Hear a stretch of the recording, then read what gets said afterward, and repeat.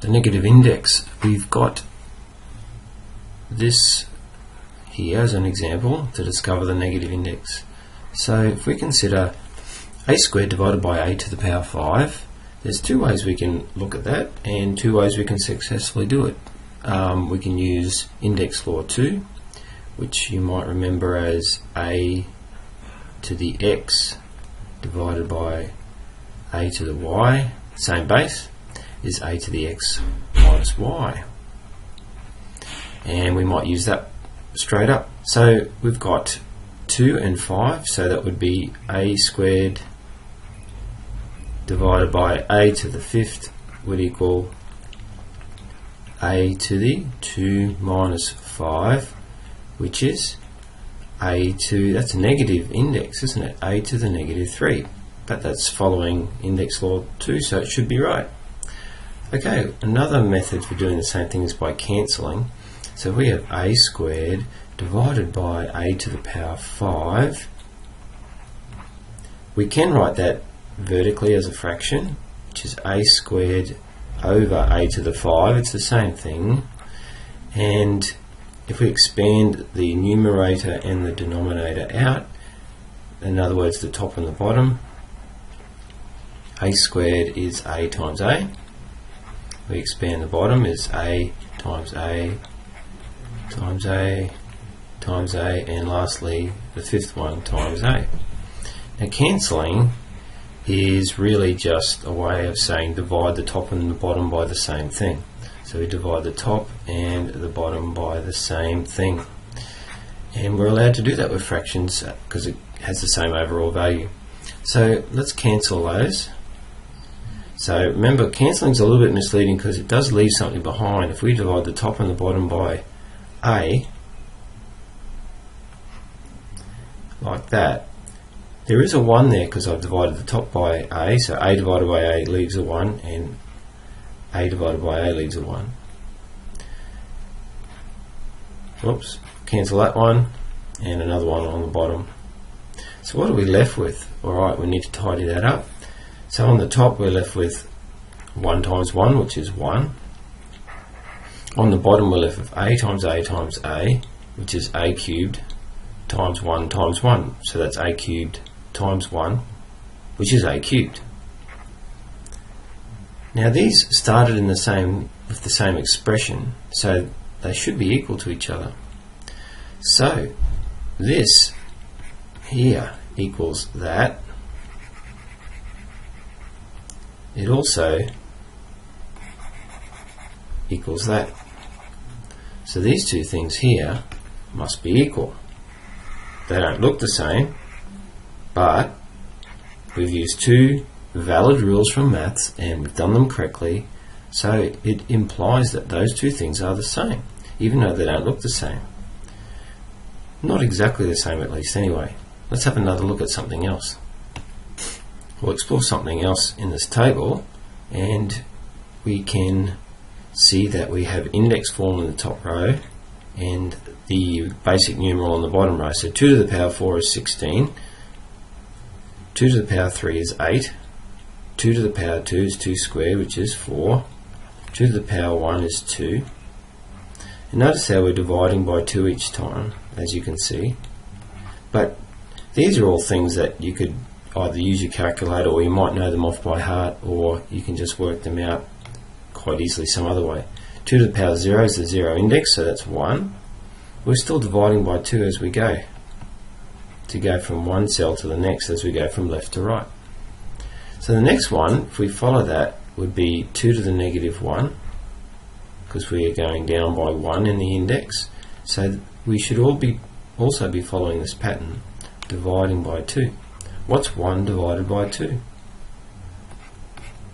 1 divided by 2 is a half. So that would be a half. Let's see if that works for the next one that's given. A half divided by 2 is a half of a half, which is a quarter. That's right. Quarter is also 1 over 2 squared. Let's see if we can follow the pattern one last time. Divide by 2 again.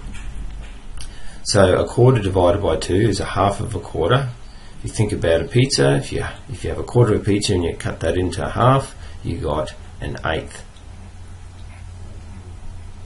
Now 8 is 1 over 2 cubed. So the question is, what do you notice? What do you notice about the numbers with the negative indices in the top row, so that's these ones, in comparison to the fractions in the second row? Well, we've got nothing really obvious there. Perhaps something could go there. Would it be okay to put a little 1 there? Yes, it would. So it's 1 over 2 to the 1. What do we notice in the next column? There's a 2 there, negative 2, and there's a positive 2 there. There's a negative 3 here, and there's a positive 3 here. Let's look at the rule. The negative index rule goes like this. A to the negative m is 1 over a to the positive m. So we just write it as a reciprocal, we flip it upside down, and we write it as a positive. So 1 over 3 squared is the same as 3 to the negative 2. Or x to the negative 4 is 1 over x to the positive 4. So they have the same value. You can write it for negative index or flip it over, reciprocal with a positive index. Okay, now that you've written that rule down, and if you haven't written the rule down, rewind the video and do it. Let's look at 3 examples. One's an easy one, and then 2 are a little bit more challenging. This one is a direct application of the rule. So we have x to the negative 2, which is like a to the negative m, like we saw just before. And that would be the same as the reciprocal, so it's 1 over x, which is still the base, but it's a positive 2. So it's 1 over x squared is the same as x to the negative 2. Let's look at example B. We've got 3 times a to the negative 2 times b to the positive 4. So a smart thing to do is to expand it out so you can see everything clearly and it's easy. Okay, we can rearrange the order. I'm putting the positive index next to the 3. You'll see why, hopefully in a second. And what we've got now is 3b to the 4. We just remove the multiply signs, and now we've got times 1 over a to the negative 2. Just like this example here, we can write that as 1 over a to the positive 2. To tidy it up, we could go 3 times b to the 4 over a squared. So that's simplified. And make sure you look at the wording of each question. Positive indices only.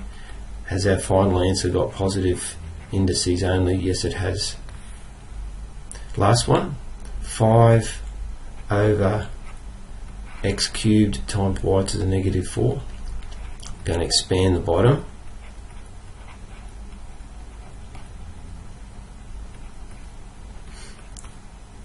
What we've got now is something that we can expand out. Look at the 5. 5 is the same as 5 over 1 times the x cubed on the bottom is the same as 1 over x cubed, and the y to the negative 4 is the same as 1 over y to the negative 4. So that would be 5 over 1 is 5. X to the negative 3, 1 over x cubed is x to the negative 3. Now, this, we've got 1 over the negative of that index there. If we follow the rule, it's already negative, so the negative of a negative is a positive. So it's y to the negative 4. Last one, we've got 5. The x to the negative 3 can go on the bottom as a positive, because we want positive indices only. What about this negative y to the negative 4, which is y to the positive 4? So that'll be the same as y to the 4. So we can times that by y to the 4. Last step would be 5y to the 4 over x cubed. That one was a more difficult one.